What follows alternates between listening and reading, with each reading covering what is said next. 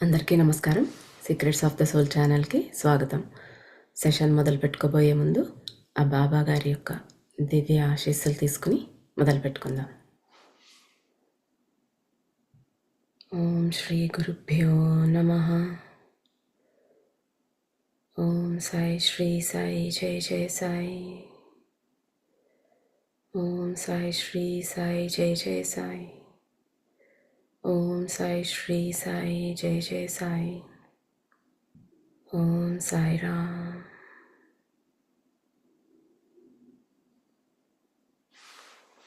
మనకు బాబా మొదటి నుంచి కూడా ఎలా ప్రార్థన చేయాలి, తర్వాత ఆత్మ గురించిన జ్ఞానము ఇలా మనకి చెప్తూనే ఉన్నారు.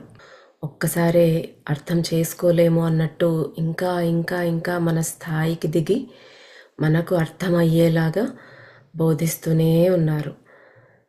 అలాగే ప్రతి మనిషికి కష్టాలు వస్తూ ఉంటాయి. కానీ నాకే ఎందుకు కష్టాలు ఇలా వచ్చాయి, నేను ఎందుకు ఇన్ని బాధలు పడుతున్నాను అని ఇప్పుడు మనం దుఃఖంలోకి వెళ్ళిపోతూ ఉంటాం. అంతేకాకుండా నా కష్టాలన్నీ తొలగించు బాబా, నేను హాయిగా ఉండాలి అన్నట్టు కోరుకుంటూ ఉంటాం. కానీ బాబా ఏం చెప్తున్నారు, కష్టాలు తొలగించమని కాదు మీరు అడగాల్సింది, మన రాతలో ఏది ఉంటే దానిని సంతోషంగా అనుభవించటానికి అవసరమైన జ్ఞానాన్ని, భక్తిని, శక్తిని, ధైర్యాన్ని, బలాన్ని, స్థైర్యాన్ని ఇవ్వమని అడగాలి అనేసి చెప్తూ ఉన్నారు.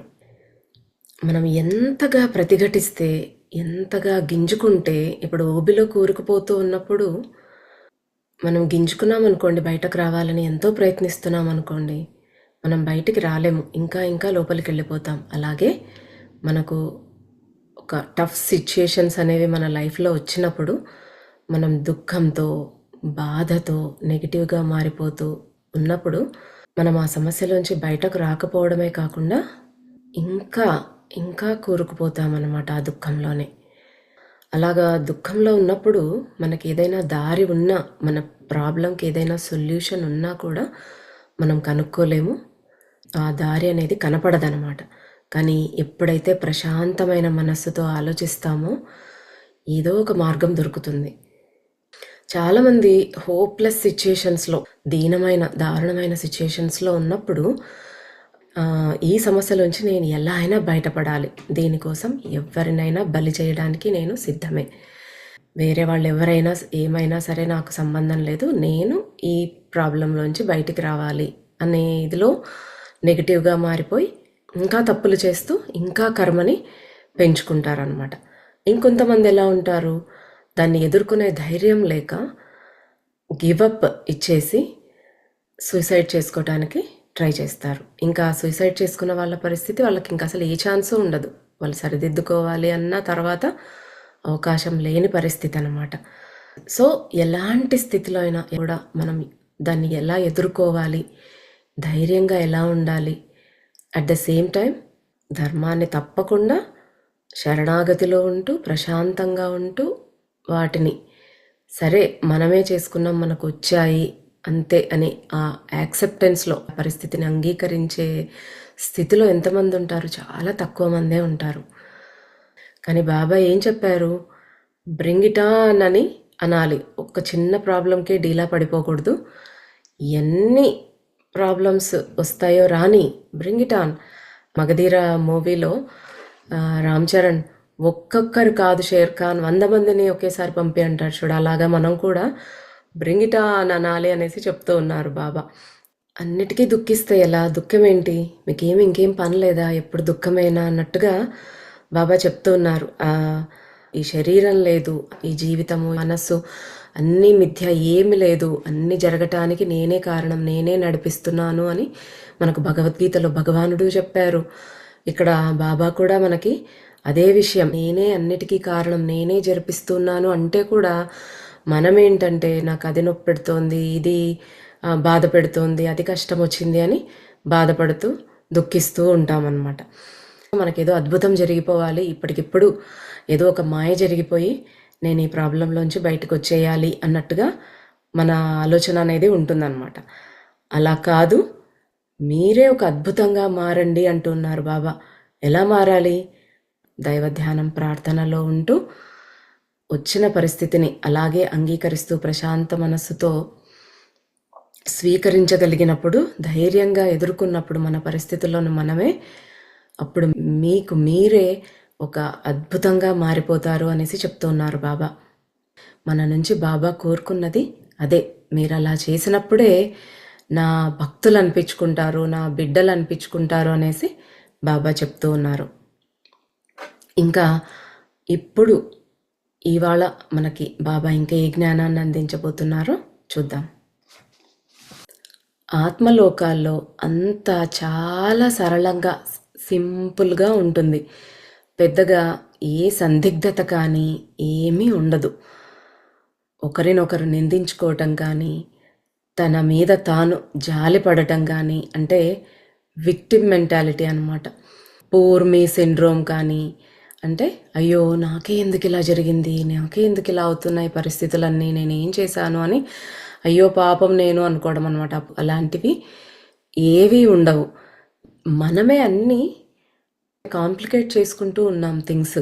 మనం ఎప్పుడైతే ఈ భారీ బరువు గత జన్మల నుంచి మనం మోసుకొని వచ్చాం, ఇదంతా తొలగించేసుకోవాలి, అవన్నీ వదిలించుకోవాలని మనం ఎప్పుడైతే ట్రై చేస్తామో, అప్పుడు నేను ఈ బాధపడటానికి, ఈ కర్మ అనుభవించడానికి వాళ్లే కారణమని ఒకరిని నిందించటము ఉండదు. అయ్యో నాకే ఎందుకు ఇన్ని కష్టాలు వచ్చాయి అని మనకు మనమే జాలి చూపించుకోవడము, అలాంటి పరిస్థితులు ఏవి ఉండవన్నమాట. ఏ పరిస్థితి వచ్చినా రాని, వస్తే ఏముంది, అసలు వరి ఎందుకు అవ్వాలి, నేను అప్పుడు చేశాను వచ్చింది, దాన్ని అనుభవించడానికి నేను సిద్ధంగా ఉన్నాను అనే ఆ రెడీనెస్ మనలో ఎప్పుడైతే వస్తుందో అన్నీ స్పష్టమైపోతాయి అంటున్నారు బాబా. అప్పుడు అన్నీ సరిగ్గా అమరుతాయి. నువ్వు యాక్సెప్టెన్స్లో ఉన్నావంటే ప్రతిదీ నీకు చక్కగా అమరేలా జరుగుతుంది. దాంట్లో ఏ రకమైన కాంప్లికేషన్ అనేది లేదు అనేసి చెప్తున్నారు బాబా. ఆత్మోన్నతి కోరుకునే వాళ్ళకి కర్మ బ్లూ ప్రింట్ అనేది చూపబడుతుంది. మనం బాడీ వదిలేసి ఆత్మతలాల్లోకి వెళ్ళినప్పుడు, లేదా ఈ జన్మ తీసుకునే ముందు పైన ఆత్మతలాల్లో ఉన్నప్పుడు, మనం ఎదుర్కొంటున్న ఇప్పటికీ అనుభవిస్తున్న ప్రతి దానికి సంబంధించి మనకు ఒక సినిమా కర్మ బ్లూ ప్రింట్ అనేది మన మూవీ మనకేసి చూపిస్తారనమాట. మనం ఏవి ప్రాబ్లమ్స్ ఎదుర్కొంటున్నాము, ఎందుకు ఎదుర్కొంటూ ఉన్నాము, ప్రతిదానికి రీజన్ ఉంటుందన్నమాట. నిస్సందేహంగా సాడ్ పార్ట్ ఏంటంటే, మళ్ళీ జన్మించిన తర్వాత మీరు ఆ కర్మ బ్లూ ప్రింట్ గురించిన జ్ఞానం అనేది చైతన్యంలో లోతుగా దాచబడిపోయి ఉంటుంది. అంటే మనం మర్చిపోతామన్నమాట. ఆ మరుపు అనేది అది ఒక వరం మనకు.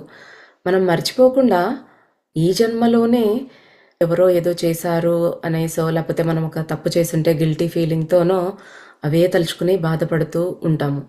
మనకి ఎన్ని లైఫ్ టైమ్స్ మనకు జరిగినవన్నీ కూడా గుర్తుపెట్టుకున్నాం అనుకోండి, మనం ఇక్కడ కొత్తగా జీవితాన్ని స్టార్ట్ చేయలేము. మనకు అందుకే భగవంతుడు అవన్నీ కూడా మన లోపల, మన చైతన్యంలో లోపల పెట్టేశాడనమాట. అవన్నీ మరుగున పడిపోయాయి. మనకు అవన్నీ ఏవి గుర్తులేవు కాబట్టే నీకు ఒక ఫ్రెష్ స్టార్ట్ అని ఆ భగవంతుడు ఇచ్చినట్టుగా మనం ఇప్పుడు ఫ్రెష్గా మనం స్టార్ట్ చేస్తున్నాం.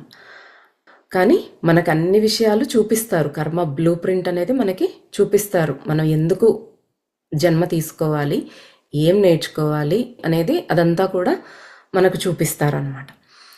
కానీ ప్రశాంతంగా ప్రజెంట్ మూమెంట్లో ఉన్నవాళ్ళు మాత్రమే కార్యకారణ సంబంధాల యొక్క విశాలమైన సముద్రంలోకి, అంటే కర్మచక్రం అనే సముద్రంలోకి వెళ్ళి అన్ని విషయాలను తెలుసుకునే అవకాశం ఉంటుంది. ఎప్పుడు ప్రశాంతంగా ఉండి ప్రజెంట్ మూమెంట్లో ఉండగలిగిన వాళ్ళకి, కామ్గా ఉండగలిగిన వాళ్ళకి తెలుస్తుంది ఇది ఎందుకు నేను అనుభవిస్తున్నాను, నా కర్మ ఏంటి అనేది చూసుకోగలిగే శక్తి అనేది కూడా మనకు ఉంటుందన్నమాట. మనము కడుపు నొప్పిగా ఉంది, అజీర్తి చేసింది అంటాం. దానికి కారణం ఏంటి? అది మన దగ్గరే ఉంటుంది. వెనక్కి ఆలోచిస్తే మనం ఎక్కువగా తిన్నాము, లేదా పడనిదేదో సరిపోనిదేదో తిన్నాము, చాలా టేస్ట్ బాగుందని టూ మచ్గా తినేసాము, ఇలాగా రీజన్ అది కారణం. ఎఫెక్ట్ ఏంటి? మనకు అజీర్తి రావటం. అలాగా ప్రతి చిన్నదానికి కారణం అనేది ఉంటుందన్నమాట. అవన్నీ కూడా తెలుసుకునే అవకాశం ఉంది. అది ధ్యానంలో అయినా తెలుసుకోవచ్చు, లేదా మనకి కలలో అయినా సూచించవచ్చు. అందుకే ధ్యానము, ప్రార్థన అంగీకార స్థితిలో ఉండడం తప్పనిసరి. ఎందుకంటే అప్పుడు మీకు మీ వాస్తవిక స్థితి, మీ ముందున్న దారి మరియు ప్రయాణానికి ఏది సిద్ధం చేసుకోవాలి, ఏది వెంటనే వదిలించుకోవాలి అనే అంశాల గురించి అవగాహన అనేది దొరుకుతుంది. మనం కామ్గా ప్రశాంతంగా ఉన్నప్పుడు స్థిమితం అనేది వస్తుంది మన మనసుకు. అది ఏ మార్గం ద్వారా, మనం ఏది అనుసరించడం ద్వారా వస్తే మనకు అదే కరెక్ట్ అనమాట. ఆ స్థితిలో మనకి ఇంట్యూటివ్గా మనకే ఆన్సర్స్ వస్తాయన్నమాట. మనకప్పుడు మన రియాలిటీ ఏంటి, మనం ఏం చేయాలి, మన జర్నీ ఇంకా ఎలా సాగాలి. మనం ఒక జర్నీకి వెళ్తున్నాం, మనం ప్రతి ఒక్కటి తీసుకుని వెళ్ళాం. మనకి ఏవి ముఖ్యమైనవో అవి మాత్రమే తీసుకుని వెళ్తాం. అలాగే మనం ఇక్కడ కూడా మన జీవిత ప్రయాణం మొదలుపెట్టినప్పుడు మనం ఏది తీసుకొని రావాలి, ఎలా ఉండటానికి మనం సిద్ధం అవ్వాలి. మనం ప్రశాంతంగా ఆలోచించినప్పుడు మనలో ఏది అనవసరమైన భావనలు ఉన్నాయి, ఏవి మనం తొలగించుకొని వేటి నుంచి బయటపడాలి, ఏవి మనం ఇంప్రూవ్ చేసుకోవాలి అనేది మనకే ఒక అవగాహన అనేది వస్తుందన్నమాట. అప్పుడు బాబా అడుగుతున్నారు, నిన్ను ఏది ఇబ్బంది పెడుతోంది మిస్టర్ రుద్ర అనేసి అడుగుతుంటే, చాలా విషయాలు నన్ను బాధిస్తున్నాయో పెద్ద మనిషి అనేసి చెప్తూ ఉన్నాడు అనమాట రుద్ర. ఒక వ్యక్తి ధ్యానం, ప్రార్థనలు, అంగీకార స్థితిలో ఉండటము, ఇవన్నీ చెప్తారు కదా మీరు, ఈ స్పిరిచువల్ హిప్పీ జాజ్ అంతా, వీటన్నింటి గురించి తెలియకుంటే అప్పుడెలా? అంటే అలాంటి వ్యక్తి ఎందుకు జన్మ తీసుకున్నాడో తెలియకుండానే జీవితాన్ని గడిపేస్తాడా? అందరికీ ఈ ధ్యానము, ప్రార్థనలు, ఈ యాక్సెప్టెన్స్లో ఉండడం ఇవన్నీ సామాన్య మానవులకు ఎవరికి తెలియవు. వాళ్ళు ఏదో అలా జీవితాన్ని గడిపేస్తూ ఉంటారు. మరి వాళ్ళు ఇంకా ఊరికే అలాగా జస్ట్ ఏమి తెలియకుండా, ఏం సాధించాలో తెలియకుండా, ఏం చేస్తున్నారో తెలియకుండా జీవితాన్ని గడిపేయాల్సిందేనా అనేసి అడుగుతున్నాడు అనమాట. అప్పుడు బాబా చెప్తున్నారు, బేటా, ప్రకృతి దృష్టిలో అందరూ ఒక్కటే. ప్రకృతి అంత దయ లేకుండా ఎందుకుంటుంది? సూర్యుడు పాపం చేసిన వాడి మీదైనా, ఒక సాధు, ఒక ఋషి లాంటి వాడి మీదైనా ఒకేలాగా ప్రకాశిస్తాడు. దేవుడు, ప్రకృతి, విశ్వం, మీరు ఆ శక్తిని ఏమని పిలవాలనుకుంటే అది ప్రతి వ్యక్తికి సంకేతాలను పంపుతూనే మరియు గైడ్ చేస్తూనే ఉంటుంది. ప్రకృతి ప్రతి ఒక్కరికి కూడా హింట్స్ ఇస్తుంది. ఇప్పుడు ఒక క్లాస్ రూమ్లో టీచరు పిల్లలందరికీ ఒకేలాగానే టీచ్ చేస్తాడు. కానీ కొంతమంది పిల్లలు దాన్ని చాలా బాగా అర్థం చేసుకుని త్వరగా ముందుకెళ్ళిపోతారు. కానీ కొంతమంది పిల్లలకు ఆ వర్క్ అర్థం కాదు, కాస్త టైం తీసుకుంటారు. కాస్త స్లోగా అయినా సరే ఆ టీచర్ ఏం చెప్పాడో అర్థం చేసుకుని ముందుకు వెళ్తారు. కాకపోతే ఒక్కొక్కరు ఒక్కొక్కలా అర్థం చేసుకుంటారు. అలాగే ఇక్కడ కూడా మనకి ప్రకృతి అందరికీ హింట్స్ ఇస్తుంది, అందరికీ గైడ్ చేస్తుంది. కానీ కొంతమంది దాన్ని వెంటనే అర్థం చేసుకోగలుగుతారు, కొంతమందికి కాస్త టైం పడుతుందన్నమాట. ఇప్పుడు ఒకరుంటారు చాలా స్పిరిచువల్గా అడ్వాన్స్ అయిపోయి వీటన్నిటి గురించి తెలుసుకుని ఆత్మపరంగా ఉన్నతి చెందుతారు. ఇంకొంతమంది అలాగే అక్కడే ఉంటూ మెల్లగా ముందుకెళ్తారు. కానీ కొంతమంది ఈ దైవం, ధ్యానము ఇవన్నీ చేయకపోయినా సరే అంతా భగవంతుడే నడిపిస్తూ ఉన్నాడు అనేది మాత్రం వాళ్ళలో గట్టిగా ఊనుకుని ఉంటుందన్నమాట ఆ ఒక భావన. సో అంతా ఆయనే చూసుకుంటాడు, మనమేముంది, మనం చేయగలిగినది మనం చేస్తాము అనేది వాళ్ళకి ఏ ధ్యానాలు ఏవి చేయకపోయినా కూడా ఆ జ్ఞానం అనేది వాళ్ళలో ఉంటుందన్నమాట. సో రకరకాలుగా ఉంటారు మనుషులు. మనకు ఆ భగవంతుడు అందరికీ ఒకేలాగానే చూసినా కూడా మనం అర్థం చేసుకునే స్థాయిలన్నీ డిఫరెంట్గా ఉంటాయన్నమాట. ప్రకృతి అందరికీ ఒకే రకంగా మార్గదర్శకాలు ఇస్తూనే ఉంటుంది. కానీ మీరే ఈ లౌకిక జీవితంలో పడిపోయి కర్మ, ధర్మము, బాధ్యతలు, విధి నిర్వహణ అని రకరకాల పేర్లు పెట్టుకుని మీ తలను ఊబిలో దూర్చేసుకుని ఈ జన్మ అసలు ఎందుకు తీసుకున్నారో, అసలు ఆత్మకు అవసరమైనది ఏంటో అనేది పక్కన పెట్టేస్తూ ఉన్నారు అనేసి చెప్తున్నారు బాబా. మనం అందరం చేసేది అదే కదా. మన ఆత్మకు ఏది అవసరము అనేది మనం పట్టించుకోము. ఆత్మకి ఏంటి, ఎప్పుడెప్పుడు పరమాత్మ దగ్గరికి వెళ్ళిపోదామా అనేదే దాని ఆతృత అనమాట. ఈ శరీరం అనే ఈ అద్దె కుంపలోకి ఎందుకు వచ్చింది? మనము ఏవేవి బ్యాలెన్స్లు ఉన్నాయో క్లియర్ చేసేసుకొని ఇక జన్మలు మళ్ళీ మళ్ళీ తీసుకోవాల్సిన అవసరం లేకుండా ఈ జన్మలోనే అన్నీ నేర్చేసుకుని ఆ పరమాత్మ దగ్గరికి చేరుకోవాలి అనేసి. అందుకే అది ఎప్పుడు ఎదురు చూస్తూ ఉంటుంది, వీళ్ళు ఎప్పుడెప్పుడు కళ్ళు మూసుకుంటారా, ఎప్పుడెప్పుడు మనసుని లయం చేసేసి అంతర్ముఖమైపోతారా, ఎంతసేపు ఈ బయట విషయాల మీదే బహిర్ముఖంగానే ఇంద్రియాలన్నిటినీ బయటకు వదిలేయకుండా అంతర్ముఖం చేసుకుని ఎప్పుడు మనసుని ఆత్మలో లయం చేస్తారా అని ఆత్మ ఎదురు చూస్తూ ఉంటుందన్నమాట. ఆత్మకు అత్యంత ముఖ్యమైన అవసరాన్ని అనగా పరిణామం చెంది కాంతి వైపు ప్రయాణించడం, చివరికి కాంతిగా మారటం, అదే ఆత్మ యొక్క ఏకైక లక్ష్యం. దానిని మనము తిరస్కరిస్తూ నిర్లక్ష్యం చేస్తూ ఉంటాము. నేనే ఉన్నాను, చాలాసార్లు ధ్యానం చేయాలి, ఇప్పుడు యోగం చేసుకోవాలి, ఇలాగా టైం ఉంది కదా అని అనుకుంటాను. కానీ అబ్బా ఇప్పుడు అది చెయ్యాలా, దాని బదులు ఏదన్నా టీవీ పెట్టేసుకుని మంచిగా సినిమా చూద్దాంలే, లేదా వేరే పని ఉంది కదా ఫస్ట్ ఆ పని ఫినిష్ చేసుకోవాలి కదా అనేసి ఆ పనిలోకి వెళ్ళిపోవడము, లేదా కూర్చొని టీవీ చూడడమో చేస్తూ ఉంటాను. అంటే అక్కడ నా ఆత్మని ముందుకు తీసుకువెళ్ళే సాధనాలైనటువంటి ఆ ధ్యానము, యోగము వాటిని వదిలేసి అంత టైం వేస్ట్ చేస్తున్నాము. ఏదో కారణాలు, ఏదో సమస్యలు, ప్రతిదానికి మనకు రీజన్ ఉంటుంది కదా. రేపు ఎప్పుడో చేసుకుందాంలే ధ్యానం, అప్పుడు చూసుకుందాంలే అంటే అప్పుడు టైం అసలు వస్తుందో రాదో, ఛాన్స్ అనేది ఉంటుందో లేదో నా లైఫ్లో ఎలా తెలుస్తుంది? కాబట్టి మనం ఉన్న సమయాన్ని ఫస్ట్ ఇంపార్టెన్స్ దేనికి అనేది చూసుకొని దానికి మనం ఇవ్వాలన్నమాట. అదే మనం ఏ దాని వైపు వెళ్ళాలో దాని వైపు కాకుండా మిగతా అన్నింటి మీద కాన్సన్ట్రేట్ చేస్తూ ఉంటాం. అదే చెప్తున్నారు బాబా, మన లక్ష్యం ఏంటి? కాంతిగా మారిపోవడం, అంటే ఆ భగవంతుడిలాగా మారిపోవటం, భగవంతుడిలోకే వెళ్ళిపోవటం అన్నమాట.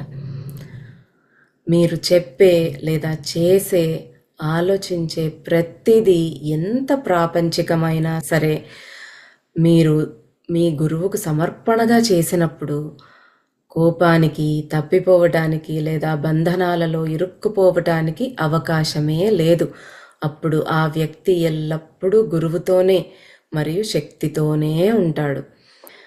అయ్యో నేను ఆ పూజ చేస్తేనే నేను ఈ సమస్యలో నుంచి బయటపడతానా, నేను ప్రతిరోజు దీపం పెట్టాలా, ఎంత ప్రాపంచికంగా ఉన్నా కూడా, ఏవి చేయకపోయినా కూడా మన మనోవాక్కాయ కర్మలు, అంటే మన ప్రతి ఆలోచన, మన ప్రతి మాట, మనం చేసే ప్రతి పని, ఇవన్నీ కూడా భగవంతుడికి అర్పించగలిగినప్పుడు ఆ వ్యక్తి ఎప్పుడు కూడా భగవంతుడితో అనుసంధానంలోనే, ఆయనతో కనెక్టెడ్గానే ఉంటాడనమాట. ఏ కోపం వచ్చేది ఉండదు, ఏ బంధనాల్లో ఇరుక్కోవడం అనేది ఉండదు. ఎప్పుడు గురువు నా సమక్షంలోనే ఉన్నాడు, లేదా నేను ఆయన సమక్షంలోనే ఉన్నాను అనే భావన చేస్తే కన అదే కరెక్ట్ చేసేస్తుంది. అది కుటుంబానికి అల్పాహారం తయారు చేయడం అయినా, లేదా టాయిలెట్ సీట్ని శుభ్రపరచడం అయినా కావచ్చు. ఏ పని చేస్తున్నా నిత్యం అంకిత భావంతో భగవంతుడికి లేదా గురువుకి అర్పణగా చేస్తే అప్పుడు ఆ వ్యక్తి గురువుకు శాశ్వతమైన సేవలో ఉన్నట్టే. అప్పుడు మీరు కమలంలాగా, అంటే లోటస్ తామర పువ్వులాగా మీరు ప్రపంచంలో ఉంటారు, కానీ దానికి చెందినవారు కాదు. మనకు భగవంతుడు ఎప్పుడు గుర్తొస్తాడు? ఏవైనా కష్టాలు వచ్చినప్పుడే మనం దేవుడిని తలుచుకుంటూ ఉంటాం, అప్పుడే గుర్తొస్తాడు మనకు దేవుడు.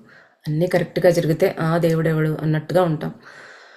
సో అలాంటి పరిస్థితుల్లో కాకుండా మీరు చేసే ప్రతి పనిలో, ప్రతి చర్యలో కూడా మీరు భగవంతుడినే తలుచుకోండి. అది ఎలాంటి పని అయినా సరే ఆయననే చేస్తున్నాడు, అంటే కర్తృత్వ భావన తీసుకోవట్లేదు. అంటే నేను కాదు, నా ద్వారా, ఈ శరీరం ద్వారా ఆ పరమాత్ముడే చేస్తున్నాడు. మనల్ని మనం కంప్లీట్గా జీరో చేసేసుకోవాలి. నేను కాదు, నేనేమీ లేను, ఈ శరీరం ఎంతసేపు నన్ను ఒకరు గుర్తించటానికి, పిలవటానికో అలాగ తప్ప మొత్తం అంతా నాతో భగవంతుడే ఉన్నాడు, చేసేది ఆయనే, చేయించేది ఆయనే, చేయబడేది ఆయనే అని మనం ఆ భావనలో ఉన్నప్పుడు, అంటే ఏదో సమ్ పవర్ అనేది ఉంది, ఆ దివ్యశక్తే పనిచేస్తోంది అన్నట్టుగా మనం పూర్తిగా మన అహాన్ని జీరో చేసేసుకొని అన్నింటికీ నేను, నాది, నాకే కావాలి, నేనెందుకు చేయాలి, నేను ఈ పని ఎందుకు చేయాలి, నేను గ్రేట్, ఇలా ఈ నేను నేను అనేది వదిలేసుకుని ఆ అహాన్ని శూన్యం జీరో చేసేసుకున్నప్పుడు పూర్తిగా అంత భగవంతుడితోనే మనం ఉన్నట్టు, నిత్యము భగవంతుడి శాశ్వతమైన సేవలో ఉన్నట్టు అనేసి చెప్తూ ఉన్నారనమాట. ఆయన చెప్పిన విషయాలు పాటిస్తూ ఆయన చెప్పినట్టుగానే చేస్తూ ఆ నామస్మరణలో నిరంతరం ఆయనతోనే కనెక్టెడ్గా ఉంటూ ఒక కష్టం అనుభవిస్తున్నా, ఒక పని చేస్తున్నా అంటే ఆ కష్టం కూడా మనకి కష్టం అనిపించదన్నమాట. అది భగవంతుడిదే, ఆయనే నాకు ఇచ్చాడు, అది ఆయన నాకు ఇది ప్రసాదంగా ఇచ్చాడు, నేను ఆయనకి ఏం తిరిగి ఇవ్వాలి, ఆయన ఎలాగ చెప్పాడో నేను దాన్ని పాటిస్తూ ఆయనని సంతోషపెట్టడానికి నేను ప్రయత్నించాలి. అదే నేను ఆయనకు తిరిగిచ్చే గిఫ్ట్. అప్పుడు ఆ కష్టం కూడా కష్టం అనిపించదు. ఓ టాయిలెట్ సీట్ క్లీన్ చేస్తున్న చీ అనే భావన రాదనమాట. అంతా భగవంతుడే, ఎక్కడైనా భగవంతుడే చేసేది చేయించేది అనే భావన మనకు వచ్చేస్తుంది అనమాట. ఇప్పుడు ఒక పిల్లవాడు కింద పడ్డాడు, వాడికి చాలా నొప్పి వస్తుంది. ఏం చేస్తాం మనము? కాస్త డైవర్ట్ అవ్వాలి, లేకపోతే అదే చూసుకుని ఏడుస్తూ ఉన్నాడు అనేసి టీవీ ఆన్ చేస్తాం. ఆ టీవీ చూస్తూ ఏ స్పైడర్ మ్యాన్ షోనో చూసుకుంటూ వాడు మైమర్చిపోయి వాడికి నొప్పి ఉందనే విషయం మర్చిపోతాడు. ఆ టైంలో ఆ భావన ఉండదు వాడికి, ఆ నొప్పి కూడా తెలియదు అనమాట, మరుపులోకి వచ్చేస్తుంది. అలాగే మన కష్టాన్ని కూడా ఇష్టంగా చేస్తూ అన్నీ మర్చిపోతామన్నమాట ఆయనలో లయమై చేయగలిగినప్పుడు. అలా ఉన్నప్పుడు మనము తామర పువ్వులాగా, లోటస్ లాగా ఈ ప్రపంచంలో ఉంటాం, కానీ దానికి చెందిన వాళ్ళం కాదు. అంటే ఈ ప్రపంచంలో ఉన్నాం కానీ ఈ ప్రపంచం మనలో లేదు. అంటే మీనింగ్, బురదలో ఉంటుంది కమలం, కానీ ఈ బురదకి ఏమీ అంటకుండా స్వచ్ఛంగా ఉంటుంది. అలాగే మనం కూడా ఈ బురదమయమైన ఈ ప్రపంచంలో ఉన్నా కూడా మనం దానికి అటాచ్ అయిపోకుండా, అంటకుండా స్వచ్ఛంగా దైవ పదార్థంగా ఉంటామన్నమాట. అప్పుడు ప్రతి పని ధ్యానమే మరియు ఆనందమే అవుతుంది. ఆ స్థితిలో ఉన్నప్పుడు దుఃఖానికి కానీ నకారాత్మకతకు అసలు తావే లేదు. అప్పుడు సరైన ప్రశ్నలు అడుగుతారు మరియు సంబంధిత సమాధానాలను డీకోడ్ చేస్తారు. ఆ స్థితి అంటే మన మనసును లయం చేసి జీరో చేసుకున్నప్పుడు ఈ నేను నుంచి విడిపడి ఆ పెద్ద నేనుకు, అంటే ఆ పరమాత్మకి కనెక్ట్ అవుతాం. జీవితం చాలా సింపుల్ బేటా, దాన్ని సంక్లిష్టం చేసిందే మానవ జాతి. మనము మన ఇంటి పెంపుడు జంతువును చూసి అరే నా లైఫ్ కంటే దీని లైఫ్ ఎంతో బాగుంది అని అనుకుంటుంటాం. కానీ ఆ పెంపుడు జంతువులకు చాలా వరకు వాటి ప్రాధాన్యతలు వాటికి ఉంటాయి. వాళ్ళ యజమానిని మరియు కుటుంబాన్ని ప్రేమించటం, పిల్లలతో ఆడుకోవటం, అవకాశం వచ్చినప్పుడల్లా తినడము, ఇంటిని కాపాడటము, ఇలాగా. అంటే ఆ పెంపుడు కుక్కకి దాని ప్రయారిటీస్ దానికి ఉంటాయి. మనం ఏంటి దాన్ని చూసి దీని లైఫే బాగుంది, హాయి, ఏ కష్టాలు లేవనుకుంటాం. కానీ దాని ప్రయారిటీస్ దానికి ఉంటాయి అన్నమాట. దాని పని ఏంటి? టైం దొరికితే తినడము, ఆ ఇంటిని కాపాడడము, ఆ యజమానికి నమ్మకంగా ఉండడము దాని ప్రయారిటీస్. ప్రాధాన్యత అనేది ఆనందానికి కీలకమైనది, అంటే కీ పాయింట్. ప్రతి వ్యక్తి ప్రశాంతంగా స్థిమితంగా కూర్చుని తన ప్రాధాన్యతలు ఏమిటో రాసుకోవాలి. ఒక్కొక్కరికి ఒక్కొక్క ప్రాధాన్యత అనేది ఉంటుంది. ఒకరికి లైఫ్లో డబ్బు సంపాదించడం అనేదే మెయిన్ ప్రయారిటీ, ఇంకొకరికి ఆరోగ్యంగా ఉండాలి, వెయిట్ తగ్గి అందంగా ఉండడం అనేది ఇంపార్టెంట్. మరికొంతమందికి జాబ్లో ఇంకా పైకి ఎదగాలి, టాప్ స్థానానికి చేరుకోవాలి, నా పవర్ పెరగాలి అని అదొక ప్రయారిటీ. సో ఒక్కొక్కరికి ఒక్కొక్క ప్రయారిటీ ఉంటుంది. మనము రాసుకోవాలి. మనకి ఒక ప్రయారిటీనే ఉండదు, ఒక ఫ్యూ ప్రయారిటీస్ ఉండొచ్చు. వాటిల్లో మనకి ఏది మెయిన్ ఇంపార్టెంట్, ఏ దాని మీద మనం ఎక్కువ దృష్టి పెట్టాలి అనేది ఫస్ట్ డిసైడ్ చేసుకోవాలి. తర్వాత మనం చూస్ చేసుకున్న ఆ ప్రాధాన్యతకు దాన్ని సాధించటానికి నేను ఏం చేస్తున్నాను.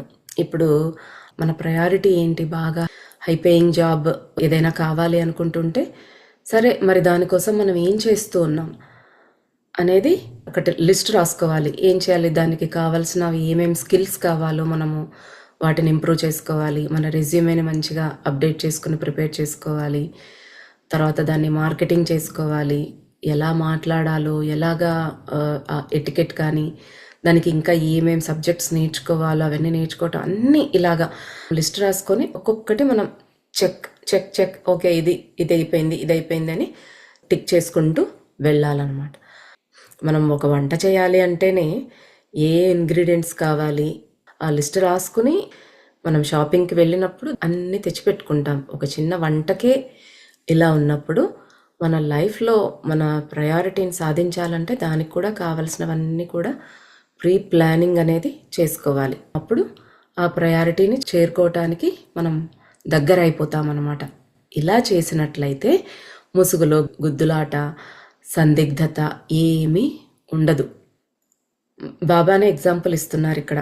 ఇప్పుడు మీ ప్రాధాన్యత డబ్బు సంపాదించడం అయితే మరి దాని గురించి ఏం చేస్తున్నారు? సంపాదించడానికి ఏమైనా మార్గాలు చూస్తున్నారా? ఏమి చేయకపోతే మరి దానికి ఏం చేయాలి, ఏం చేస్తే మరి డబ్బు సంపాదిస్తాము అనేది మనం చూసుకోవాలి. ఇలాగా మన ఆలోచన ఉన్నప్పుడు మనం డెఫినెట్గా ఆటోమేటిక్గా దాని మీద ఫోకస్ చేయగలుగుతాం, మనం ధ్యాస పెట్టగలుగుతాము. సైంటిస్ట్ ఉన్నాడు అనుకోండి, ఆయన ఇంకా ఏదో సాధించాలని మొదలుపెట్టాడు ఒకటి, రాత్రింబవళ్ళు అతనికి దాని గురించే ఆలోచన, దానికి ఏమేం కావాలి, ఏమేం అవసరము, దాంట్లోనే మునిగిపోయి ఎప్పుడు అది కనుక్కోవటానికి ప్రయత్నిస్తూ ఉంటాడు.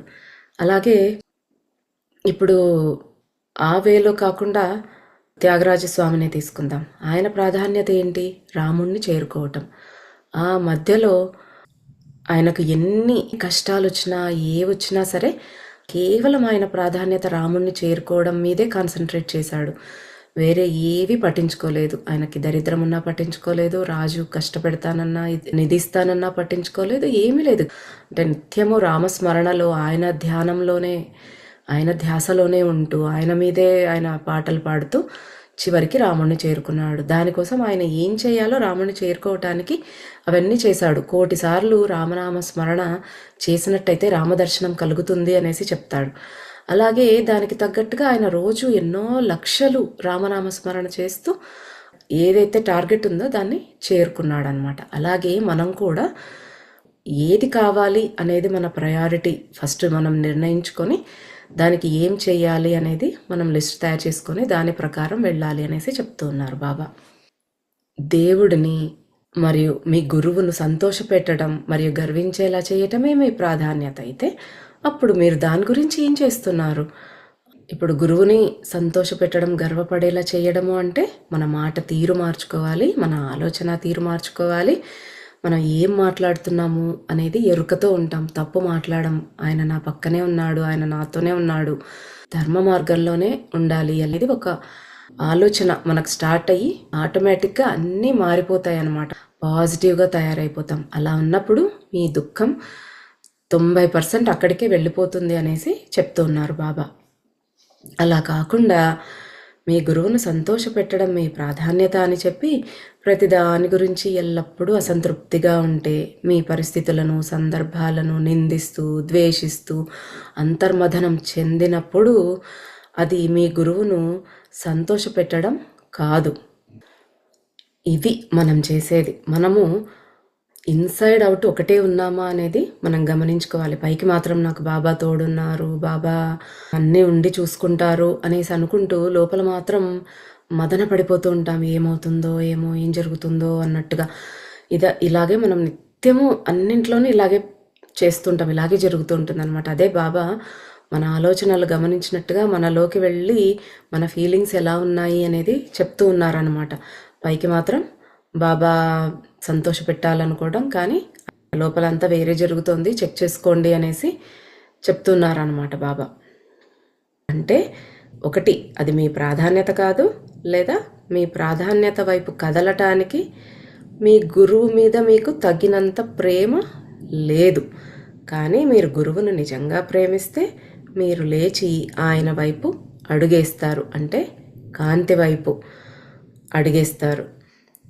బాబా ఏం చెప్తున్నారంటే, బాబా నాకు మీ మీద మరీ అంత ప్రేమ లేదు బాబా లైన్లలో నిలబడి రావటానికి అని మనం లాస్ట్ టైం చెప్పుకున్నాం కదా. అలాగా నీ వైపు కదలేకి నాకు మరీ అంత ప్రేమ లేదు బాబా, నా బాధలు ఏదో నేను పడుతూ ఉంటాను, నేను తొందరగా ఇవి అంగీకరించలేని స్థితిలోనే ఆ లోపల ఉన్న వాటితోనే ఆ ఫైట్ చేసుకుంటూ ఉండడం అనమాట. సో మనం కాంతి వైపు వెళ్ళాలి అంటే యాక్సెప్టెన్స్లో ఉంటూ ఆయన చెప్పినవి పాటిస్తున్నప్పుడే మనము ఆయనని త్వరగా చేరుకోగలుగుతాము, ఆయనని గర్వపడేలా సంతోషపడేలా చేయగలుగుతాం. ప్రతి వ్యక్తి నిజాయితీగా కూర్చుని తన బలాలు, బలహీనతలు, పరిమితులు, ఆకాంక్షలు మరియు ప్రాధాన్యతలను రాసుకుని ఆపై తన బలాలను ఎలా ఉపయోగించాలి, తన పరిమితులేంటి, తన పరిధులేంటి, వాటి నుంచి ఎలా బయటపడాలి అనే దానిపై నిర్ణయించుకుని ఆపై ప్రాధాన్యత వైపు కదిలితే అప్పుడు జీవితం సరళమవుతుంది. మనల్ని ఎవరైనా సడన్గా అడిగితే నీ స్ట్రెంగ్త్స్ ఏంది, వీక్నెసెస్ ఏంది అంటే మనం తొందరగా చెప్పలేకపోతాం. సో ఫస్ట్ మిమ్మల్ని మీరు తెలుసుకొని మిమ్మల్ని మీరు అసెస్ చేసుకుని క్లారిటీ, మనం దేంట్లో స్ట్రాంగ్ ఉన్నాం, దేంట్లో వీక్ ఉన్నాం చూసుకుని దాన్ని బట్టి మనము ఎటువైపు కదలాలో, మన ప్రయారిటీకి ఏది అవసరమో చూసుకుని ముందుకు కదలడమే. మనం సాధించాలి అనుకున్న దానికి ఏదైనా ఇంప్రూవ్ చేసుకోవాల్సి వస్తే ఓపెన్ మైండెడ్గా ఉండి వాటిని ఇంకా ఇంప్రూవ్ చేసుకుంటూ మన స్ట్రెంగ్త్ ఎటుందో వాటిని యూజ్ చేసుకుని మన ప్రాధాన్యతల వైపు కదలాలన్నమాట. ప్రతిదీ కూడా మనం పాజిటివ్ వేలోనే దాన్ని స్టీర్ చేసుకోగలిగేలాగా ఉండాలన్నమాట. అప్పుడు జీవితం సరళం అవుతుంది. ఒక వ్యక్తికి ఒక సమస్య ఉందనుకోండి, మద్యము మరియు సెక్స్తో అడిక్షన్ కానీ ఏదో ఒక వ్యసనం ఉందనుకోండి, వాటిని అధిగమించటం అనేది ఇప్పుడు మీ ప్రయారిటీ. అది మీరు ఫస్ట్ అధిగమించాలి అనేసి అనుకున్నారు. ఇప్పుడు ఒక్కొక్కరికి ఒక్కొక్క వ్యసనం ఉండొచ్చు. ఒకరికి తాగుడు అలవాటు ఎక్కువగా ఉండి దాని నుంచి బయటపడలేకుంటూ ఉండొచ్చు. కొంతమందికి సెక్స్ అడిక్షన్ ఉండొచ్చు, డ్రగ్ అడిక్షన్ ఉండొచ్చు. ఇలాగా మనలో మనకి ఏమైనా మార్చుకోవాల్సినవి ఉన్నాయా, ఏవైనా వ్యసనాలు ఉన్నాయా, లేకపోతే దేని నుంచి మనం బయటపడాలి అని చెక్ చేసుకోమనేసి చెప్తున్నారనమాట. ఒక్కసారి మిమ్మల్ని మీరు ఈ ప్రశ్న నిజాయితీగా వేసుకోండి. నేను ఈ జీవితంలో ఈ వ్యసనాన్ని అధిగమించగలనా అని మనకు మనమే క్వశ్చన్ చేసుకోవాలి. అప్పుడు అవును లేదా కాదు. ఇప్పుడు అవును అనుకోండి, నో షాడో బాక్సింగ్, నిన్ను నువ్వు ఏం మోసం చేసుకోవట్లేదు, నీకు నిజాయితీగా నువ్వు నాలో ఈ వ్యసనం ఉంది, నేను దీన్ని మార్చుకోవాలి, దీంట్లో నుంచి బయటపడాలి అనుకుంటున్నాను అంటే సరే, దానికి ఎలా ప్రయత్నం చేయాలి, నేను ఏం చెయ్యాలి అనేది మనం దాని గురించి ఆలోచించుకోవాలి. అయితే దీన్ని ఎలా సాధిస్తావు? ఇప్పుడు మనం వెయిట్ తగ్గలేకపోతున్నాం అనుకోండి, వెయిట్ తగ్గించుకోవాలి. సరే, వెయిట్ తగ్గాలంటే మన ప్లాన్ ఎలా ఉండాలి, దానికి మనం ఏమేం చేయాలి? ఫుడ్ కంట్రోల్ ఉండాలి, ఎక్సర్సైజ్ చేయాలి, ఒకే చోట ఎక్కువసేపు కూర్చుని ఉండకూడదు, ఈ టీవీ ఇలాంటివన్నీ ఎక్కువ చూస్తాలే అలాగే ఉండిపోవటం, అలాంటి అలవాట్లన్నీ మార్చుకోవటము, యాక్టివ్గా ఉండటము, ఏదో ఒకటి అమలులో పెట్టినప్పుడు కాస్తైనా నీలో నువ్వు చేంజ్ చూడగలుగుతావు. ఈ సమస్యను నేను పూర్తిగా అధిగమించగలను అంటే ఎస్ అంటే ఏం చేయాలో చూసాం. నో అనుకోండి, ఒకవేళ నో అని ఆన్సర్ చెప్పాను, నేను నాకున్న వ్యసనాన్ని పూర్తిగా అధిగమించలేను, కానీ కొంత అదుపులో అంటే కొంత నియంత్రించడానికి ప్రయత్నిస్తాను అనుకున్నామనుకోండి, దాన్ని ఎలా సాధించగలుగుతావు?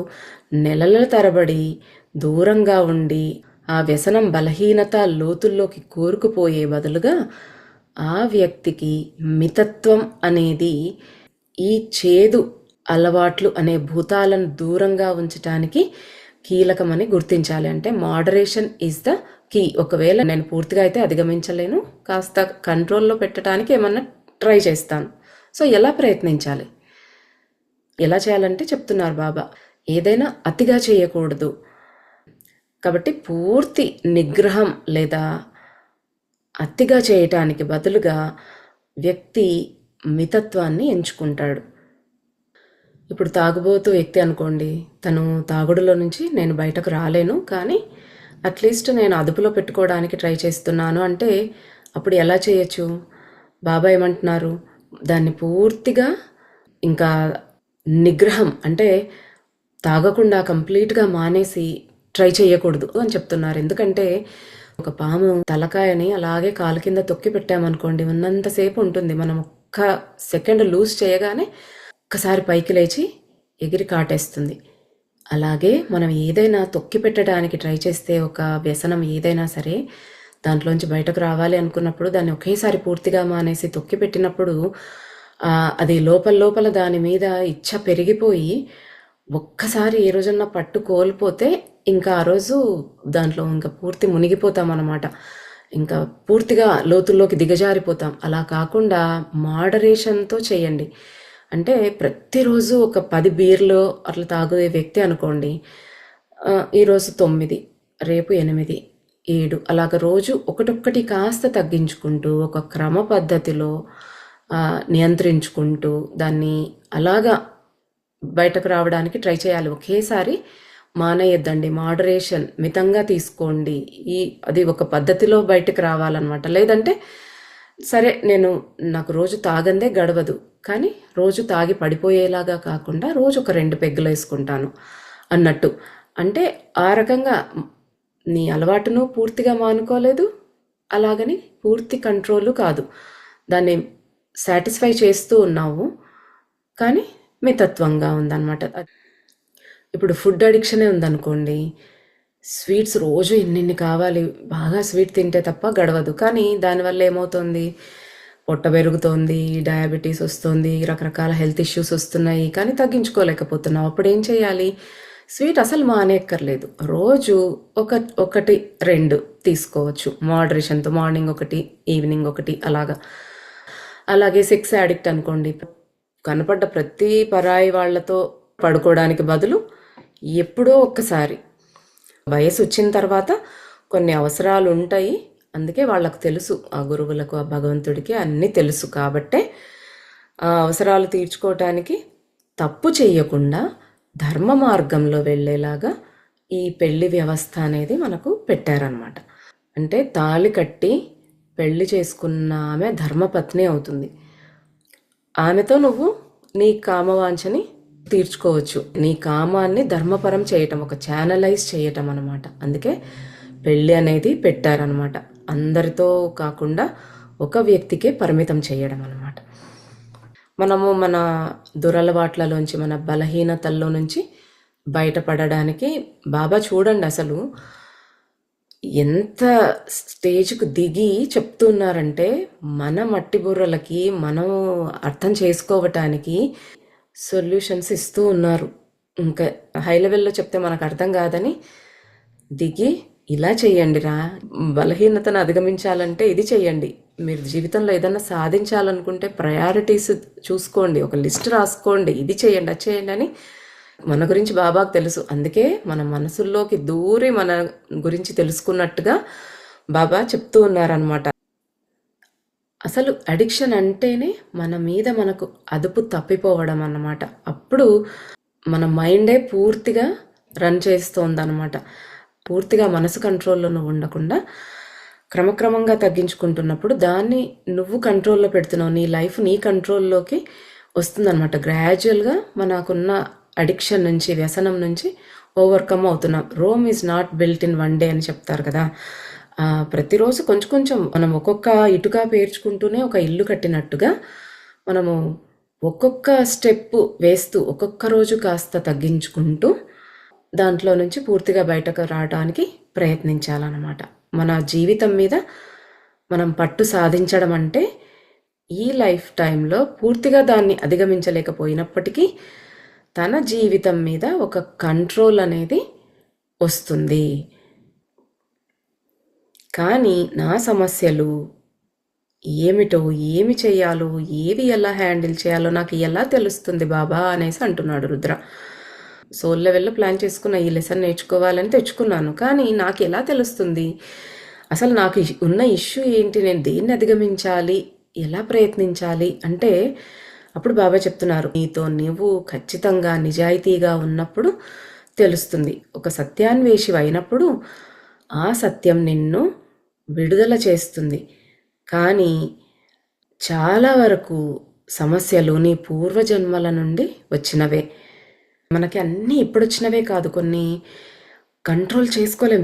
స్ట్రాంగ్‌గా ఇదే చేయాలి అనేసి అనిపిస్తుందనమాట. అవన్నీ పూర్వజన్మ వాసనలు. అందులోంచి బయటపడడం చాలా కష్టం అనిపిస్తుంది. మన సబ్‌కాన్షియస్ మైండ్ ప్రోగ్రామింగ్ అలా జరిగిపోయిందనమాట. గత జన్మల నుంచి వచ్చినదంతా డేటా మన సోల్‌లో ఉన్నందుకు, ఈ శరీరం తీసుకున్నప్పుడు మన సబ్‌కాన్షియస్ మైండ్‌లోంచి అలా బయటకొస్తూ ఉంటాయి కొన్ని అలవాట్లు.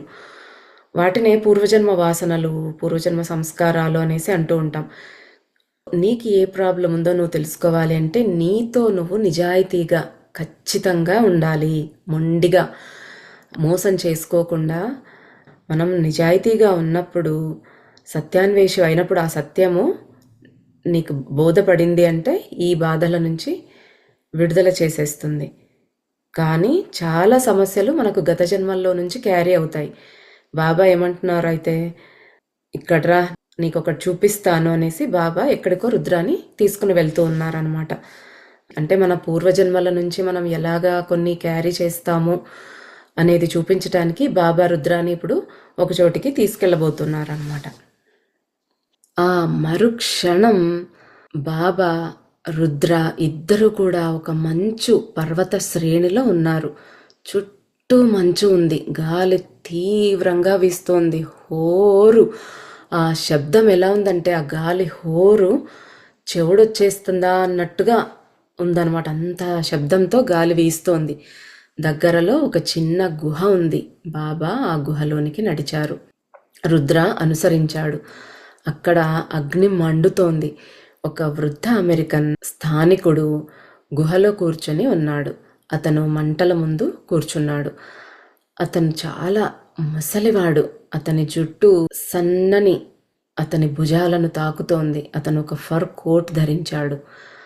పక్కన పైపు ఉంది. అతను మంటల్లోకి అలానే చూస్తూ ఉన్నాడు. రుద్ర అతనిని చూడగానే అతనికి ఈ వ్యక్తి తెలుసు అని అనిపించింది. దేవుడా, అది నేనే అనేసి అంటున్నాడు. బాబా రుద్ర ఒక మౌంటైన్స్ దగ్గరికి వెళ్ళారనమాట.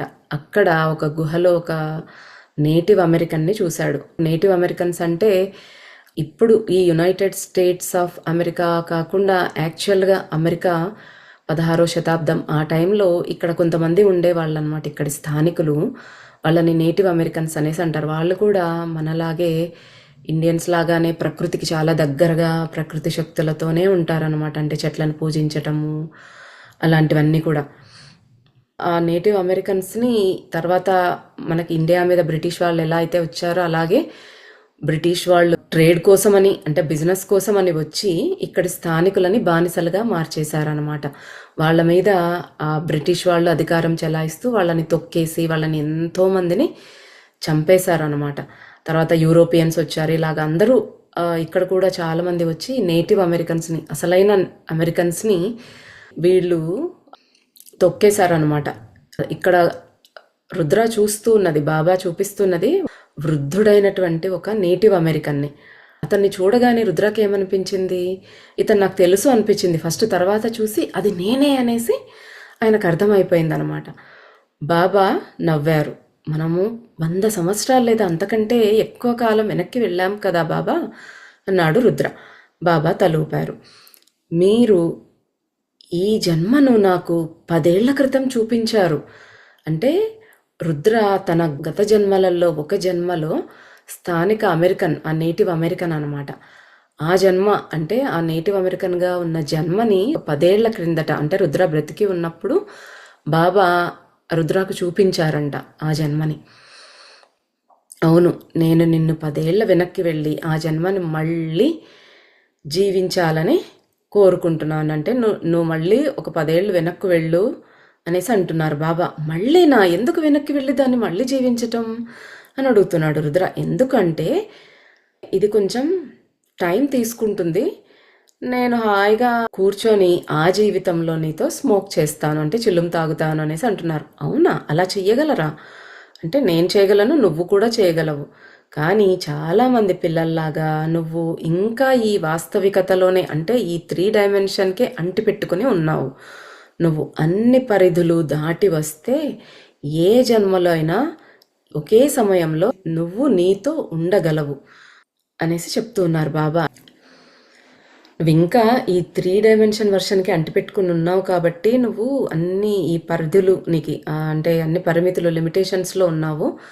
కానీ ఏ జన్మలోకైనా సరే, ఏ టైంలోకైనా వెళ్ళి మళ్ళీ దాన్ని జీవించగలిగే అవకాశం ఉంది అని చెప్తూ ఉన్నారు బాబా. అతను ఆత్మతలంలో ఉన్నాడు కాబట్టి తను పాస్ట్‌లోకైనా వెళ్ళగలడు, ఫ్యూచర్‌లోకైనా కూడా వెళ్ళగలడనమాట. మనలాగా టైంని బ్యాక్ తిప్పుకోలేని పరిస్థితి ఉండదు. వాళ్ళు టైం ట్రావెల్ చేయగలుగుతారు. ఏ డైమెన్షన్‌లోకైనా వెళ్ళగలుగుతారనమాట. నువ్వు మోయటానికి ఇష్టపడే అనేక సిలువలలో ఒకదాన్ని ఎందుకు మోస్తున్నావో మేము నీకు చూపించిన టైంకి నువ్వు తిరిగి వెళ్ళు అని చెప్తున్నారు బాబా. సిలువ మోయటం అంటే ఈయన కొన్ని ఇంకా బ్యాగేజ్ మోస్తూ ఉన్నాడు రుద్ర. ఆయన మోసే కొన్ని బ్యాగేజ్లలో ఒక బ్యాగేజ్ అది ఎందుకు వచ్చింది, ఎందుకు మోస్తున్నాడు, ఇంకా ఆ భారాన్ని ఎందుకు మోస్తున్నాడు, ఆ బాధని అనేది చూపించే టైంకి నువ్వు బ్యాక్ వెళ్ళిపో అనేసి అంటున్నాడు బాబా. అప్పుడు ఒక్క క్షణంలో రుద్ర తన తల్లిదండ్రుల ఇంట్లో పాత పడక గదికి వచ్చేశాడు. కానీ విచిత్రంగా తనను తాను అక్కడ తన కుమారుణ్ణి చూడగలిగాడు. అంటే ఇప్పుడు చనిపోయి ఉన్న రుద్ర యొక్క ఆత్మ 10 సంవత్సరాలు వెనక్కు వెళ్ళి అక్కడ రుద్ర ఏం చేస్తున్నాడు, ఆ టైంలో ఏం జరుగుతోందో ఒక సినిమా చూసినట్టుగా సాక్షిగా చూస్తూ ఉన్నాడనమాట. అక్కడ తనని తాను చూసుకుంటున్నాడు, తన కొడుకుని కూడా చూస్తూ ఉన్నాడు అనమాట. ఈ సంఘటన సంవత్సరాల క్రితం జరిగింది. మరియు ఇక్కడ అతను చనిపోయినట్లుగా ఉన్న అతని జీవితాన్ని మార్చిన ఒక సంఘటన మళ్ళీ అనుభవిస్తున్నాడు. అంటే ఆ రోజు ఏం జరిగిందో అది తన జీవితాన్నే మార్చేసింది. ఆ 10 సంవత్సరాల ముందు ఒక సంఘటన, అది అతను మళ్ళీ దాన్ని ఎక్స్పీరియన్స్ చేయటానికి వచ్చాడనమాట. ఆ రాత్రిని స్పష్టంగా గుర్తుంచుకున్నాడు. అది మొదటిసారి రుద్ర మంత్రోచ్చారణని అంటే మంత్రశక్తిని అనుభూతి చెందిన రాత్రి. ఆ రాత్రే అతను తన కర్లీ జుట్టు ఉన్న కుమారుణ్ణి చూశాడు. వాడి మీద ఎంతో ప్రేమ ఉప్పొంగింది. అతని కొడుకు సుమారు 7 ఏళ్ల వయసులో ఉన్నాడు. రుద్ర తనను తాను కూడా చూసుకున్నాడు. ఒక జీవంతో నిండిన యువకుణ్ణి చూశాడు. ఏదో విచిత్రమైన కారణంగా రుద్రకి అర్థమైంది, ఆ వ్యక్తి అతనే అయినప్పటికీ ఇప్పుడు అతను ఆ వ్యక్తి కాదు.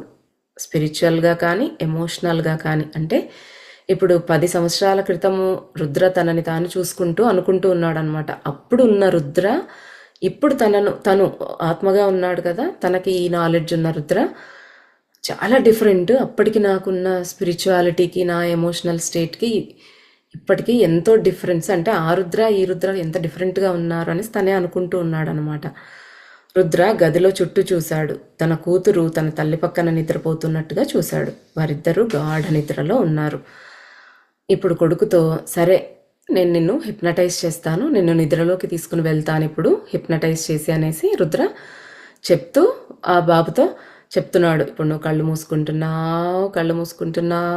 ఆ హిప్నటైజ్ చేసే వాళ్ళు ఎలా చెప్తారో ఒక డీప్ వాయిస్లో, నీ బాడీ అంతా రిలాక్స్ అయిపోయింది, నిదానంగా నువ్వు ఫస్ట్ నీ కాళ్ళని రిలాక్స్ చేస్తున్నావు, నీ కాళ్ళంతా రిలాక్స్ అయిపోయాయి అని ఇలాగా చెప్తూ తన బాబు యొక్క కాళ్ళ వైపు చూసేసరికి అవి చాలా మురికిగా ఉన్నాయన్నమాట.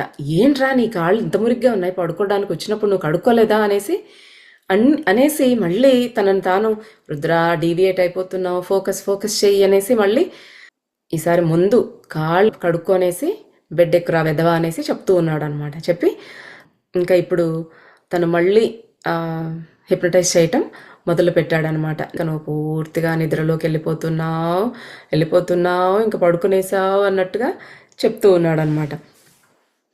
ఈ రుద్ర చూశాడనమాట, తన కొడుకుని చూసి మిస్ అవుతూ ఉన్నాడు అనమాట. తన వైబ్రేషన్స్ బరువెక్కడం గమనించాడు. ఎందుకంటే 2 సంవత్సరాలలో అతని 2 పిల్లలు అతని నుంచి దూరం చేయబడతారని, అతను వారిని చూడలేడని అతనికి తెలుసు. కొంతసేపు రుద్ర ఆ దృశ్యాన్ని బయటి వ్యక్తిలా పరిశీలించాడు. కొన్నిసార్లు మీకు మీరే పరాయి వారు కావచ్చు. సో ఇప్పుడు చనిపోయి ఉన్న రుద్రాకి తెలుస్తోంది ఆ సీన్ చూస్తూ ఉన్నప్పుడు, ఆ హిప్నటైజ్ చేసే సీన్ చూస్తూ ఉన్నప్పుడు, ఇంకా 2 సంవత్సరాల్లో ఈ పిల్లల నుంచి నేను దూరం అయిపోయాను కదా అనేసి అదంతా గుర్తొచ్చి అతనికి భారంగా అనిపించింది అనమాట. ఆ దృశ్యాన్నంతా ఒక మూవీ లాగా చూస్తూ ఉన్నాడు. ఇంకా రుద్ర అంటున్నాడు, oh now came to the best part, పూర్తిగా నిద్రపోయావు అనేసి చెప్తున్నాడు అనమాట.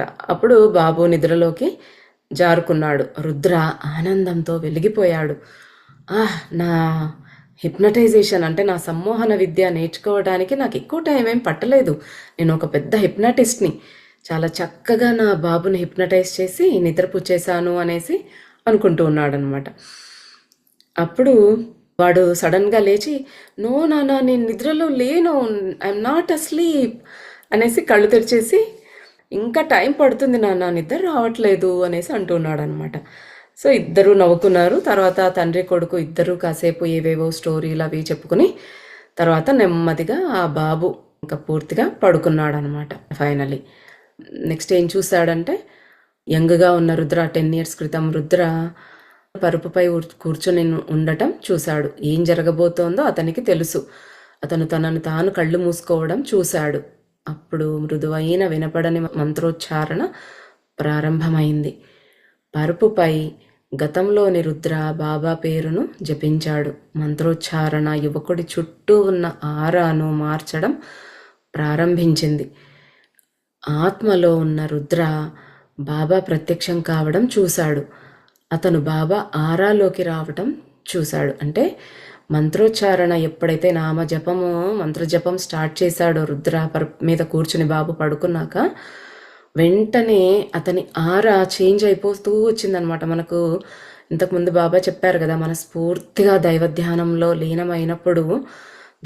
లీనమైనప్పుడు మన ఆరా అంతా కూడా కాంతివంతంగా ప్రకాశవంతంగా మారుతుంది. ఆ టైంలో మనం ఎవరినైతే ధ్యానిస్తామో వాళ్ళు మన దగ్గరికి వస్తారు అనేది మనం తెలుసుకున్నాం కదా. ఇక్కడ బాబాని ఆయన నామం జపించగానే బాబా అతని ఆరా దగ్గరికి రావటం గమనించాడనమాట. ఆత్మగా ఉన్న రుద్ర యువకుడి ఆరాను నిమురుతున్న బాబాను చూశాడు. అప్పుడు బాబా రుద్రాను నుదుటి మీద తాకాడు. అదే సమయంలో రుద్ర తల వెనుక భాగంలో కూడా మంత్రోచ్చారణ చేస్తున్న రుద్ర హఠాత్తుగా తన కనుబొమల మధ్య వేడిని అనుభవించడం ప్రారంభించాడు. అతని కళ్ళు మూసుకుని ఉన్నప్పటికీ అతను తన శ్వాసను కూడా చూడగలుగుతున్నట్టుగా అనుభూతి చెందాడు. అప్పుడు నెమ్మదిగా అతని కళ్ళు లోపలికి తిరిగినట్లుగా రుద్ర తన తల లోపల కూడా చూడగలిగినట్లుగా అనుభూతి చెందాడు. అంటే ఇప్పుడు మనం మహావతార్ బాబాజీ ఫోటో చూసినట్టయితే వాళ్ళు క్రియాయోగులంతా కళ్ళు పైకి పెట్టుకుంటారు కదా, అలాగా రుద్రకు కూడా కళ్ళు పైకి తిరిగిపోయాయి. తన తల లోపలికి కూడా చూడగలుగుతున్నట్టుగా ఆయనకు అనిపించింది.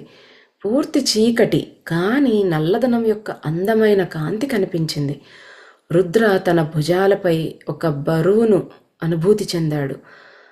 అతను పరుపుపై పడుకున్నప్పటికీ అతని కళ్ళు లోపలికి చూస్తున్నట్టు అనిపించింది. రుద్ర ఫోకస్ ఇప్పటికీ లోపలి వైపుగా ఉంది. అతను తన తల వెనుక భాగంలో అదృశ్యమైన ఏదో శక్తి అతన్ని బలవంతంగా నొక్కుతున్నట్టుగా అనుభూతి చెందాడు. బాబా టచ్ చేశారు కదా తన తల వెనుక భాగం కూడా, అది ఆరాలో బాబా వచ్చి చేసినది. ఆ రియల్గా రుద్ర అనుభూతి చెందగలుగుతున్నాడు, ఏదో శక్తి ఏదో నొక్కుతున్నట్టుగా. అతను తన వీపును మంచంపై విశ్రమించినట్లుగా అనిపించినా ఇంకా కళ్ళు లోపలికి చూస్తూనే ఉన్నాయి. అప్పుడు అది జరిగింది.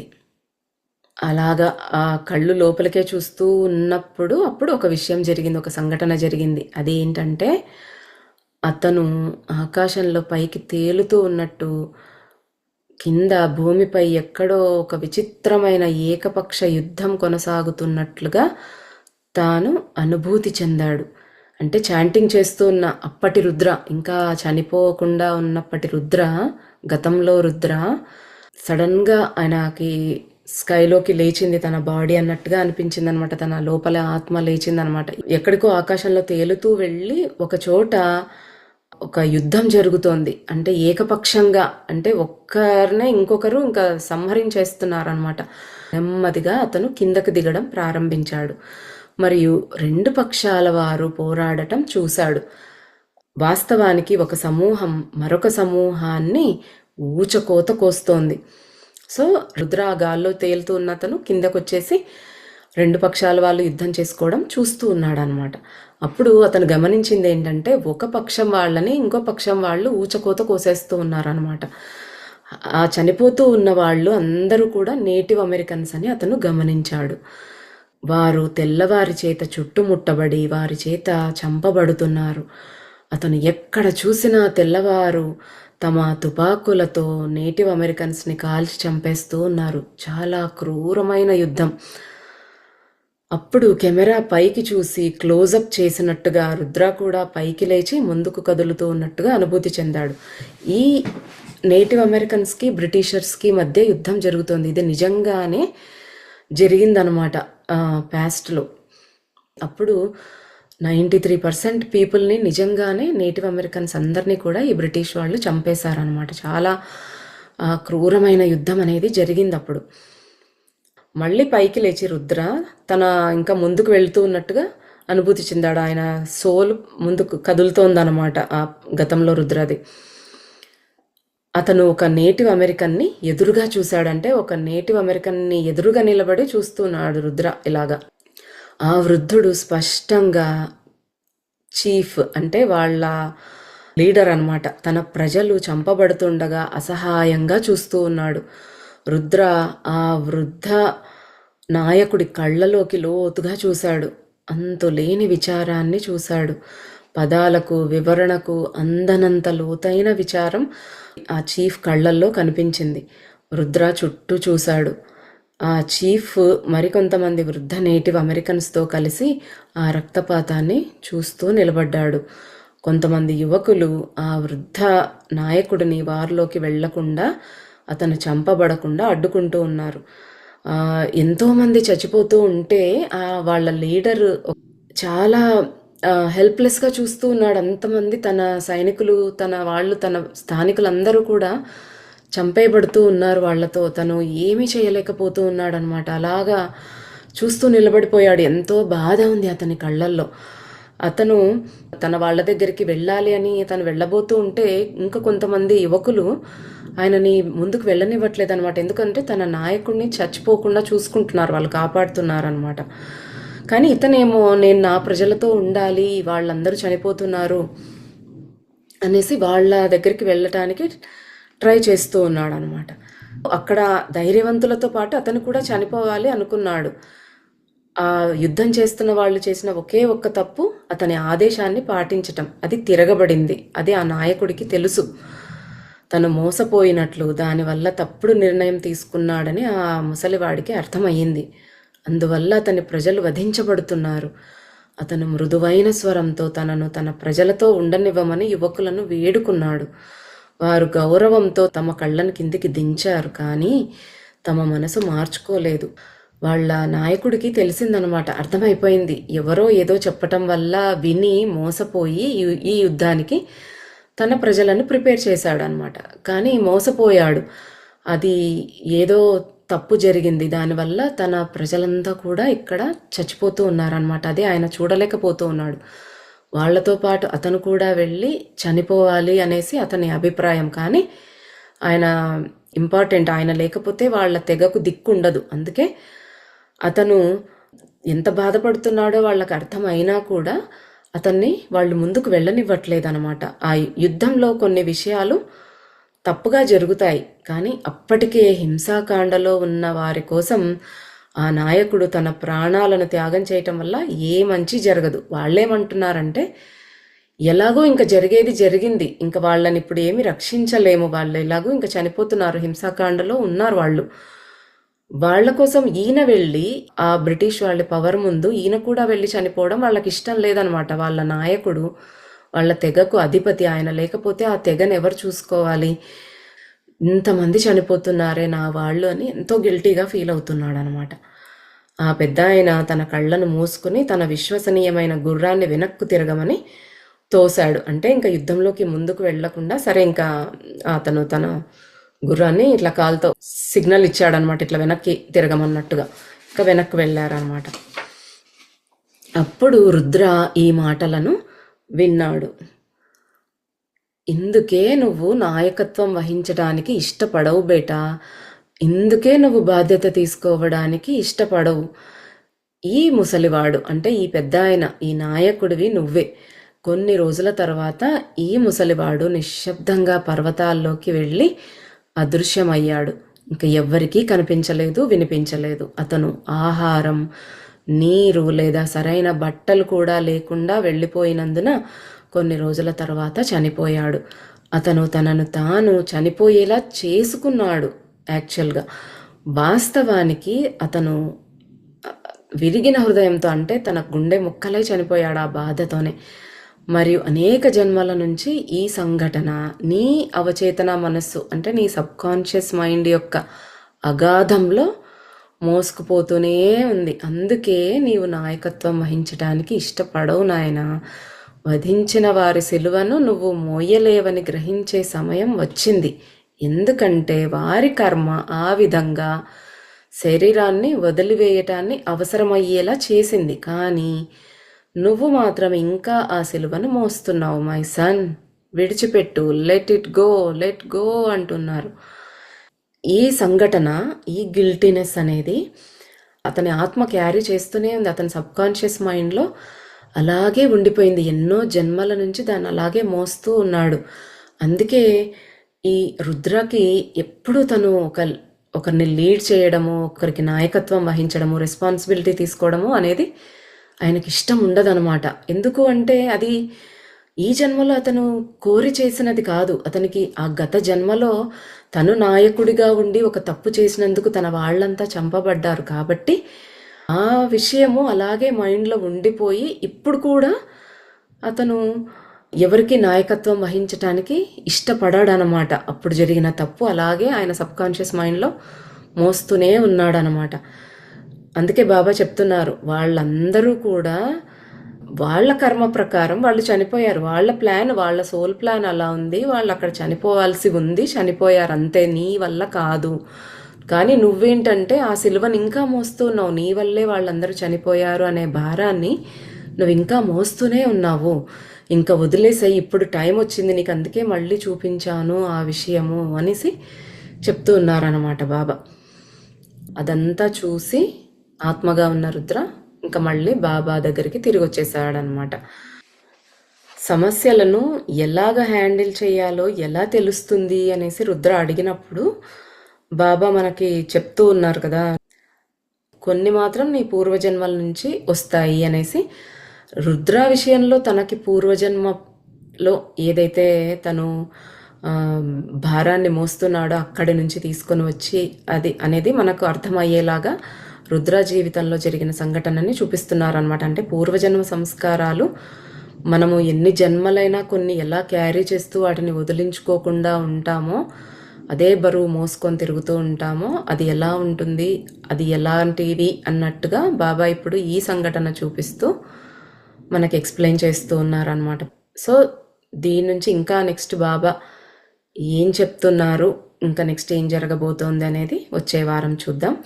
అంతవరకు మనం బాబా చెప్పినవి ప్రాక్టీస్ చేస్తూ మనం చేసే ప్రతి పని, మనం మాట్లాడే మాట, మన ఆలోచన అన్నింటిలోనూ ఆ భగవంతుణ్ణి నింపుకునే ప్రయత్నం చేద్దాం. ప్రతిదీ ఆ దైవానికి సమర్పణ భావంతోనే చేద్దాం. ఎప్పుడు ఆయన నామస్మరణలో ఉంటూ ఆయనతో కనెక్టెడ్గా ఉందాం. అంతేకాకుండా మన వీక్నెసెస్ ఏంటి, మన స్ట్రెంగ్త్స్ ఏంటి, మనకి ఏవైనా అడిక్షన్స్, ఏవైనా వ్యసనాలు ఉన్నాయా, వాటిని ఎలా వదిలించుకోవాలి, మనం దేని మీద ఎలా వర్క్ చేయాలి అనేది అన్నీ మనం కూడా లిస్ట్ రాసుకుని మన ప్రయారిటీస్ చూసుకుని వాటి వైపు కదలటానికి ప్రయత్నిద్దాం. మనకున్న వ్యసనాలు ఏవైనా మనం తెలుసుకోగలిగితే వాటిల్లోంచి బయటకు రావటం ఎలాగా అనేది కూడా ప్రయత్నం చేద్దాం. ఇక వచ్చే గురువారం మళ్ళీ కలుసుకుందాం. అంతవరకు సెలవు.